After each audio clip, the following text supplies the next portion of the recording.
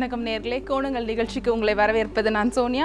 இன்று கோணங்கள் நிகழ்ச்சியில் வரும் கல்வி ஆண்டில் இன்ஜினியரிங் கல்லூரியிலிருந்து வெளிவரக்கூடிய மாணவர்கள் கிட்டத்தட்ட 50,000 பேருக்கு சுமார் 50,000 பேருக்கு நல்ல வேலை வாய்ப்புகள் இருக்கும் என ஒரு ஆய்வின் முடிவில் தெரிய வந்துள்ளது. அது குறித்து தான் இன்று கோணங்கள் நிகழ்ச்சியில் அலசவிருக்கிறோம். நிகழ்ச்சிக்கு செல்வதற்கு முன்னர் இது பற்றிய ஒரு செய்தி தொகுப்பை முதலில் பார்த்துவிடலாம். தேசிய அளவில் இளம் பொறியியல் பட்டதாரிகளை உருவாக்கி தொழில்துறைகளின் பணியாளர்களின் தேவையை பூர்த்தி செய்வதில் தமிழகம் முன்னிலை வகிக்கிறது. ஆண்டுதோறும் தேசிய அளவில் 10 லட்சம் பேரும் மாநில அளவில் சுமார் 2 லட்சம் பேரும் பொறியியல் பட்டதாரிகளாக உருவாகுகின்றனர். தமிழகத்தில் கடந்த ஆண்டு பொறியியல் பட்டதாரிகள் 30,000 பேருக்கு தகவல் தொழில்நுட்பத்துறை சார்ந்த வேலைவாய்ப்புகள் அளிக்கப்பட்ட நிலையில் இந்த ஆண்டு சுமார் 50,000 வேலைவாய்ப்புகளை, அதாவது சுமார் 40% கூடுதல் வேலைவாய்ப்புகளை முன்னணி நிறுவனங்கள் அளிக்க உள்ளதாக கூறப்படுகிறது. கடந்த ஆண்டு 3 லட்சம் ரூபாயாக இருந்த தொடக்கநிலை ஊதியம் இந்த ஆண்டு 3.5 லட்சம் ரூபாயாக இருக்கும் என்று கூறப்படுகிறது. மேலும் கடந்த 5 ஆண்டுகளில் இல்லாத அளவிற்கு அடிப்படை ஊதியத்தில் இத்தகைய உயர்வு இந்த ஆண்டில்தான் நிகழ உள்ளதாக கூறப்படுகிறது. தமிழகத்தில் இந்த ஆண்டு தகவல் தொழில்நுட்பத்துறை சார்ந்து பொறியியல் பட்டதாரிகளுக்கான வேலை வாய்ப்புகள் அதிகரிக்கும் என்று நாஸ்காவின் கணிப்பு உறுதியாகும் என்று நம்பப்படுகிறது. தேசிய அளவில் மிக அதிகமான ஐடி துறை பணியாளர்கள் தமிழகத்திலிருந்தே தேர்ந்தெடுக்கப்படும் நிலையில் இந்த ஆண்டிலும் அதே நிலை தொடரும் என்று கூறப்படுகிறது. ஒருபுறம் பொறியியல் தொழில்நுட்ப பட்டதாரிகளுக்கான வேலை வாய்ப்புகள் அதிகரிப்பதை பார்க்க முடிந்தாலும் உலக அளவில் நடத்தப்பட்ட ஒரு கருத்து கணிப்பு இந்தியாவின் கல்வி தரம் குறித்த பல்வேறு வினாக்களை எழுப்பியுள்ளது. அதாவது, முன்னணி நிறுவனங்கள் பணிக்கு தேர்வு செய்வதற்கான திறமைசாலிகளை உருவாக்கும் கல்வி நிறுவனங்களின் பட்டியலில் முதல் 100 இடங்களுக்குள் இந்தியாவைச் சேர்ந்த 2 கல்வி நிறுவனங்கள் மட்டுமே இடம்பெற்றுள்ளன. தமிழகத்தின் தலை சிறந்த கல்வி நிறுவனமான அடையாளப்படுத்தப்படும் சென்னை ஐஐடி அந்த பட்டியலில் 119வது இடத்தில் உள்ளது.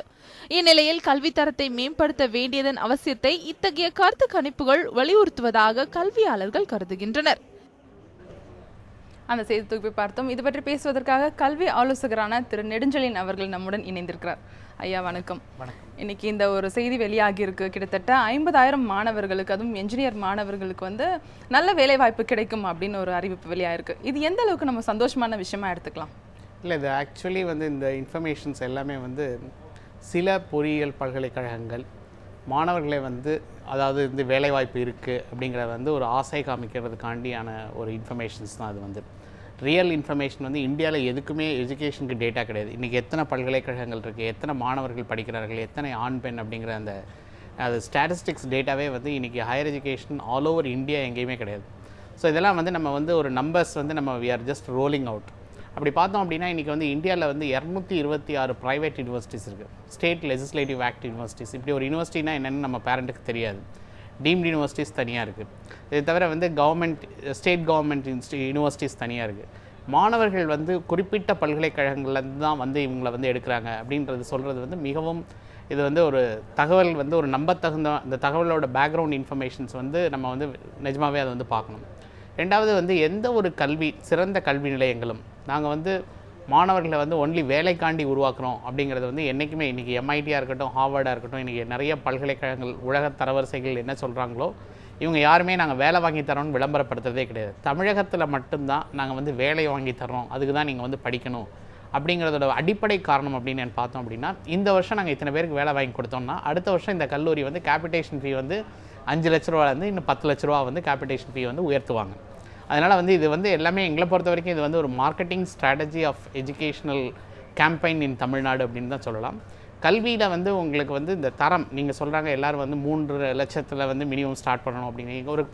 ஒரு பல்கலைக்கழகத்தில் நீங்கள் 10லேருந்து 15 லட்ச ரூபா செலவழிச்சதுக்கப்புறம் 3 லட்ச ரூபாயில் நீங்கள் ஸ்டார்ட் பண்ணுறதுங்கிறது அது ஒரு நல்ல ஹெல்த்தி இதே கிடையாது. இப்போ உதாரணத்துக்கு டெல்லி எடுத்துக்கிட்டோம் அப்படின்னா, டெல்லி டெக்னாலஜிக்கல் யூனிவர்சிட்டி இருக்குது. அங்கே கூகுள் கிட்டத்தட்ட 90 lakhs சேலரி கொடுக்குறாங்க. கோல்ட்மேன் சாக்ஸ் 28 lakhs கொடுக்குறாங்க. எபிக்னு ஒரு சாஃப்ட்வேர் கம்பெனி 70 lakhs கொடுக்குறாங்க. அமேசான் வந்து 19 lakhs கொடுக்குறாங்க. நிச்சயமா இந்த நேரத்தில் வந்து இந்த மாணவர்களுக்கு வந்து என்னெல்லாம் எதிர்பார்க்கப்படும் வாய்ப்புகள் அப்படின்னு சொல்லிட்டு ஒரு டேட்டா இருக்குது. நம்ம அதை இப்போ நம்ம பார்த்துடலாம். மாணவர்களுக்கு என்னென்ன அந்த வேலை வாய்ப்புகள் வழங்கப்பட போகுது அப்படின்னு சொல்லி ஒரு டேட்டா இருக்குது. தகவல் தொழில்நுட்ப முன்னணி நிறுவனங்கள் மூலம் கிட்டத்தட்ட 25,000 பேருக்கு வந்து வாய்ப்புகள் கிடைக்கும் அப்படின்னு சொல்லி வெளியாகியிருக்கு. அது மட்டும் இல்லாமல் ஐடி மற்றும் பிற உற்பத்தி துறை சார்ந்த நிறுவனங்களில் சுமார் 5,000 பேருக்கு வாய்ப்புகள் வந்து அளிக்கப்படும்னு சொல்லியிருக்காங்க. வளாக நேர்காணல் தவிர்த்து எதிர்பார்க்கப்படுவது 20,000 வேலை வாய்ப்புகள் அப்படின்ற அந்த கருத்து சொல்லுது.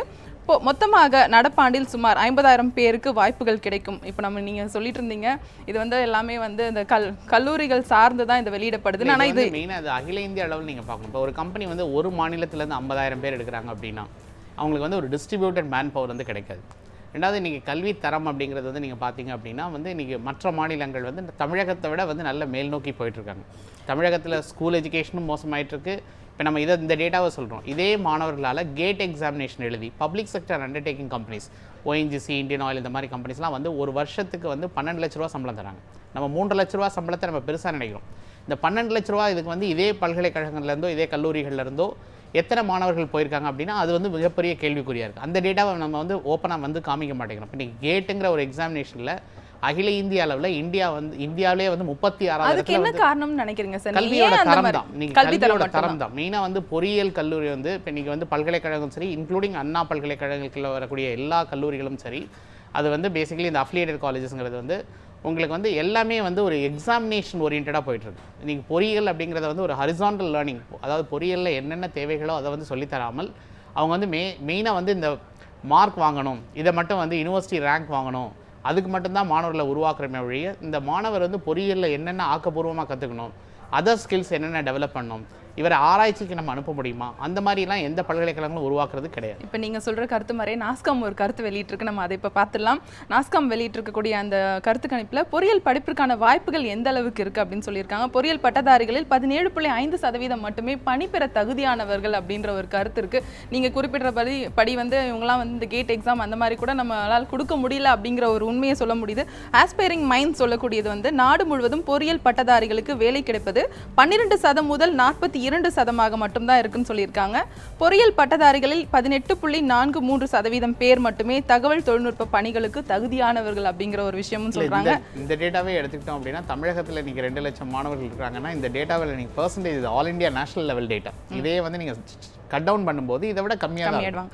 அப்புறம் civil, electrical and electronics, mechanical துறைகளுக்கு 7.49% பேர் மட்டுமே தகுதியானவர்கள் அப்படின்னு சொல்லியிருக்காங்க. இப்போ மொத்தமே இந்தியாவில் மொத்தமே பார்த்தீங்கன்னா 7%, 18% இது மாதிரி டபுள் டிஜிட்டில் இருந்தால் கூட ரொம்ப குறைவு தான். நம்ம தமிழ்நாடுன்னு எடுத்தால் இன்னும் குறையக்கூடிய வாய்ப்புகள் இருக்குது. அது மட்டும் இல்லாமல் ஐஐடி மெட்ராஸ் வந்து 119வது இடத்துல தான் இருக்குது. உலக லெவலில் இருக்கக்கூடிய அந்த கல்வி தரத்தில் பார்க்கும்போது ஐஐடி மெட்ராஸை வந்து 119வது இடத்துல இருக்குன்ற ஒரு தகவலும் வந்து இருக்குது.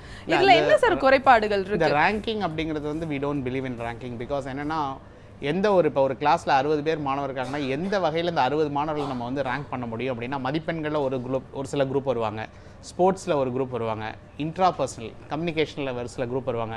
அதனால் இந்த எல்லா கேரக்டரையும் ஒன்றா சேர்த்து ஒரு யூனிவர்சிட்டியை ரேங்க் பண்ண முடியும் அப்படிங்கிறது வந்து இதெல்லாம் இந்த ரேங்கிங் பண்ண ஏஜென்சி இதுதான் ஃபஸ்ட் டைம் வந்து பண்ணியிருக்காங்க. இந்த எம்ப்ளாயபிலிட்டி அவங்களால வந்து இந்தியாவில் உலக அளவில் இவங்க பண்ணுறாங்க அப்படின்னா உலகத்தில் வந்து எல்லா பல்கலைக்கழகங்களும் இதுக்கு வந்து எவ்வளோ பேர் வந்து இன்ஃபர்மேஷன் கொடுக்குறாங்க, இதனோட எந்த பேசிஸில் என்ன பேராமீட்டர்ஸில் நாங்கள் வந்து இந்த சர்வே பண்ணோம், அந்த சர்வேக்கு வந்து அத்தன்டிசிட்டி இருக்கா, அதாவது இது வந்து உண்மையிலே இது வந்து தரமான இந்த சர்வே வந்து எடுத்ததனோட அவுட்புட்டை வந்து நம்ம மெஷர் பண்ண முடியும் அப்படிங்கிறத வந்து சர்டிஃபை பண்ண முடியுமா, அதெல்லாம் வந்து இது ஒரு பெரிய கேள்வி தான். இன்றைக்கி வந்து நம்ம வந்து உலகத்தர வரிசையில் நம்ம இல்லைன்னு வருத்தப்படுறதுக்கு காரணம் அப்படின்னா நம்ம வந்து ஒரு வெளிநாட்டு பல்கலைக்கழகங்கள் அப்படின்னா நிறைய டைவர்ஸ் டிபார்ட்மெண்ட்ஸ் இருக்குது. அவங்க உள்ள நீங்கள் ஹிஸ்ட்ரி படிக்கலாம், எம்பிஏ படிக்கலாம், இங்கிலீஷ் லிட்ரேச்சர் படிக்கலாம், இன்ஜினியரிங் படிக்கலாம், மெடிசன் படிக்கலாம். பட் நம்ம ஊரில் இன்ஜினியரிங் மட்டும்தான் வந்து உங்களுக்கு சயின்ஸ் அண்ட் டெக்னாலஜி மட்டும்தான், மேக்ஸிமம் ஹியூமானிட்டிஸ் வந்து ஐஐடி மெட்ராஸில் இருக்குது. அப்படின்னா ஒரு 50 டிபார்ட்மெண்ட் உள்ளவங்களோட நீங்கள் 3 டிபார்ட்மெண்ட்டை வந்து நீங்கள் கம்பேரே பண்ண முடியாது. ஏன்னா அவங்க மற்ற இதுலலாம் வந்து மற்ற ஃபீல்டெலாம் வந்து நிறைய பிஹெச்டிஸ் இருப்பாங்க, நிறைய ஆராய்ச்சி கட்டுரைகள் இருக்கும். இன்றைக்கி வரைக்கும் எந்த ஒரு ரேங்கிங்குமே வந்து ஸ்டூடெண்ட்டோட இன்புட்டை எடுத்து அவுட்புட்டை வந்து அவங்க வந்து மெஷர் பண்ணி சொன்னதே கிடையாது. அவங்க கொடுக்குறதெல்லாம் வேரியஸ் அதர் பேராமீட்டர்ஸ் தான். பட் இது ஃபஸ்ட் அட்டம்ப்டில் வந்து இதை எந்த அளவுக்கு வந்து மற்ற பல்கலைக்கழகங்கள் எந்த மாதிரி கொடுத்தாங்க, இவங்க பார்க்குறது வந்து இதே பல்கலைக்கழகங்களில் இவங்க பார்க்குறது வந்து வேலைக்கு தகுதியானவர்கள், பட் இதே மாணவர்கள் வந்து ஆராய்ச்சிக்கு தகுதியாக இருக்கலாம். அப்படி இல்லைன்னா இன்றைக்கி வந்து அன்றைக்கி பொறியியல் கல்லூரிகள் குறைந்தபட்சம் இருந்த காலத்திலேயே உங்களுக்கு எம்ஐடி மாதிரி இன்ஸ்டிடியூஷன்ஸ் நம்ம வந்து மெட்ராஸ் இன்ஸ்டியூட் ஆஃப் டெக்னாலஜிலேருந்து நிறைய பேர் வந்து ஏரோநாட்டிக்கல் முடிச்சுட்டு ஐஎஸ்ஆர்ஓ இதிலெல்லாம் பண்ணதுனால தான் இன்றைக்கி வந்து மார்ஸ் வரைக்கும் நம்ம நிறைய சக்ஸஸ்ஃபுல் பண்ணும்போது குறிப்பிட்ட சில கல்லூரிகளில் தான் இருந்தது. உங்களுக்கு ஐஐடியில் இருந்தது, பஞ்சாப் இன்ஜினியரிங் காலேஜில் இருந்தது, எம்ஐடி குரோம்பேட்டில் இருந்தது. பட் இந்த மாதிரி குறைந்த அளவு மாணவர்களே வச்சு நம்ம இன்றைக்கி வந்து நிறைய வந்து சாதிக்கக்கூடிய வாய்ப்புகள் இருந்ததுன்னா அவங்களாம் ஆராய்ச்சி, அவங்க வேலை வாய்ப்பை வந்து மட்டும் பார்க்கல, ஒரு விண்வெளி துறை அப்படிங்கிறத வந்து எப்படி எக்ஸ்ப்ளோர் பண்ணணுங்கிறதுக்கு வந்து பண்ணாங்க. அதுக்குரிய பிளாட்ஃபார்ம்லாம் இருந்தது. பட் இன்றைக்கி கல்வி முறைகளில் அந்த மாதிரி கிடையாது.